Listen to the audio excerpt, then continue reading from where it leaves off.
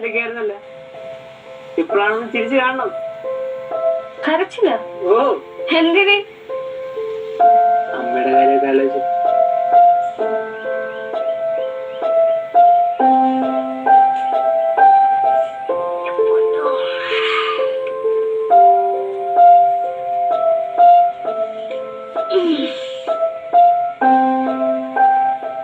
ലക്ഷ്മി, ഞാനൊരു കാര്യം പറയട്ടെ.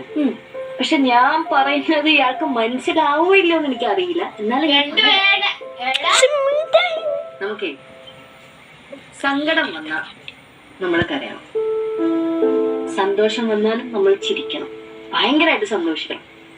അതുപോലെ തന്നെ ഭയങ്കരമായിട്ട് സന്തോഷിച്ചു കഴിഞ്ഞാലും കണ്ണീന്ന് വെള്ളം വരും, സങ്കടം വന്നാലും കണ്ണീന്ന് വെള്ളം വരും. അതുകൊണ്ട് ലക്ഷ്മിക്ക് ആരും ഇല്ല എന്നുള്ള ചിന്തയൊന്നും വേണ്ട. എന്തെങ്കിലും ഉണ്ടെങ്കിൽ എന്നെ വിളിച്ചാൽ സ്വന്തം ചേച്ചിനെ പോലെ ഞാനുണ്ട്.